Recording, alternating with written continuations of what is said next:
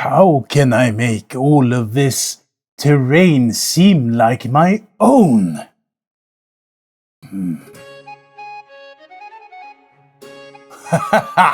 I know!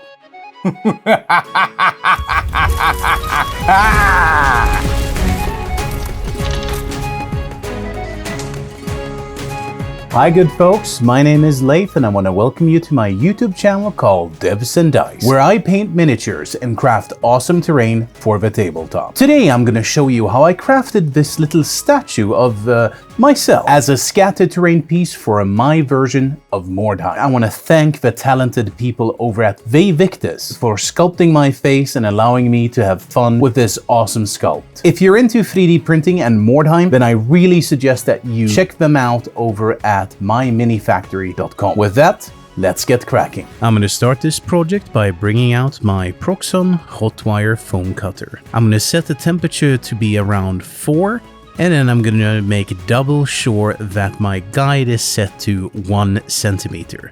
Then I take some of those pieces of XPS foam and just cut them into strips. Next I'm going to set the guide to 5 millimeters, and then I'm going to run the strips through again, which should mean that I will end up with strips looking something like this.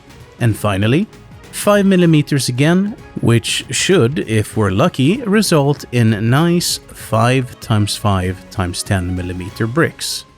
Now, this is not a new technique, but I'm gonna take some of those bricks, put it into a box or a tub, put some rocks in it, and then shake it around like there's no tomorrow. The result is quite nice looking bricks. Now, one part of why I came up with this idea was this spool, which used to have some strings for Christmas presents and so on. It had a nice size to it, so I decided to use that as my core as I glued on these nice XPS foam bricks.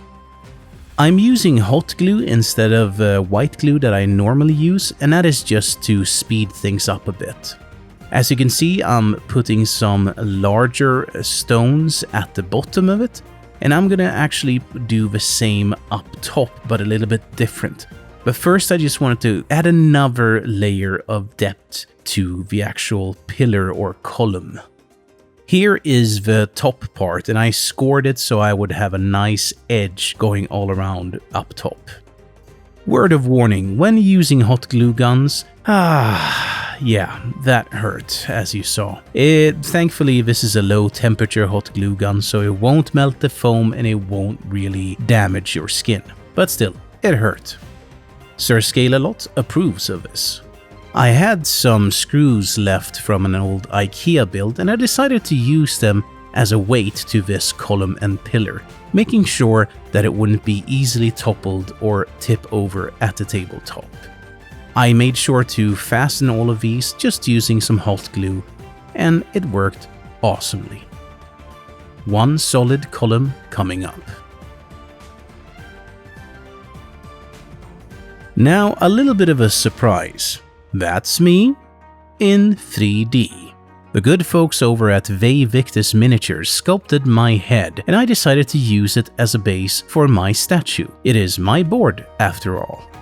Now don't worry, if you want your own Leif Mar statue, again, the good folks at Vae Victis gave this to me to give out to all of you free of charge. Link down in the description below. While priming, I want to take this opportunity to thank my patrons for their support. So thank you Igerisomnia, AKSen27, Andreas Winberg, Arjen Angenent, Bo Ahlgren, Ian Patterson, Jason Chastain, Lawrence Davis, Mad Nurse, Magnus Solberg, Teddy, Battlecorgi the7th, Lyander, Marc-Antoine Laramie, Niklas Swedenlind, and Oliver Granlund. Thank you very much, folks. You're awesome. Now, you can see that I start the process usually by priming something black, and then I zenithal it with white ink, and then I use some brown ink, and then I stipple in some dark gray and come in with some light gray. Thing is, I thought that I had lost a lot of the brown tones for some reason, so I figured I might as well show that you can actually do this without an airbrush as well. Just use some brown hobby paint, and then the same process with dark gray grey, light grey on top of it. Now I like to use some spackle or wall filler to jam in between my bricks as the mortar holding everything together. I think it gives a nice contrast to the brown greyish bricks.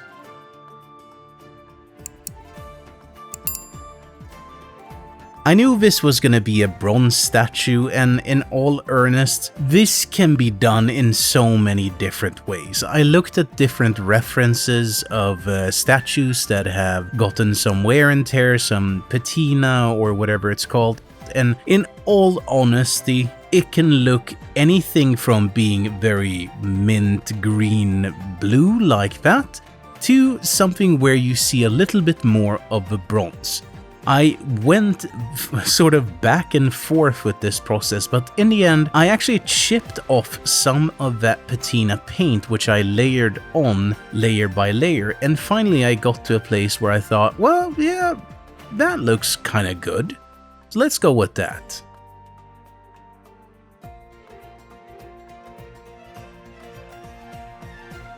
It wouldn't be a Devs and Dice build if I didn't use some posters, and the way I see this column or pillar is that the place where people can reach have definitely been used to put up posters and different graffiti and so on. And normally when I put up my posters, I try to think of this chronologically, meaning that the first posters should be the most official ones, so welcome to Mordheim and so on is at the bottom, and then as time has progressed, more and more weird posters are put on top of it.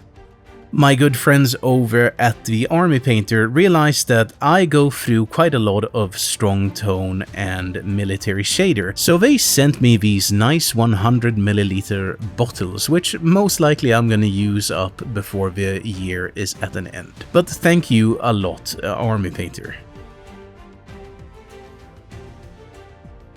As per usual, some final graffiti needs to be had. I don't know who in my mind goes up and graffitis this, but a lot of Skaven, I suspect.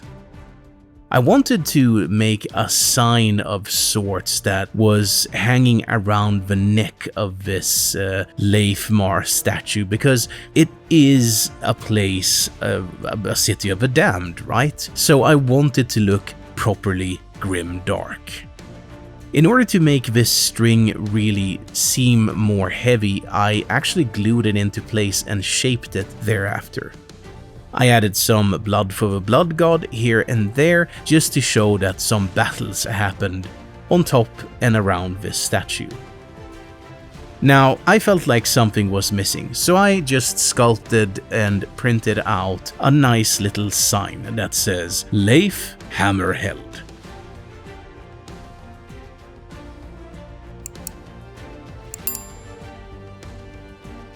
And that will be the statue's name.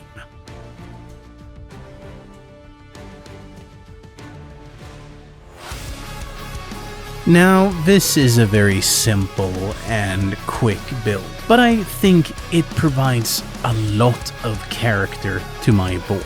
Not only does it actually provide a little bit of aesthetics, but often I try to think about the gameplay aspects for this. Now obviously it is a sight blocker, but more than that, elevated position means that you can actually pick your targets when shooting from range distance. And of course, models can stand on top of this like these Skaven. Thank you so much, stay safe, and I will see you in the next video.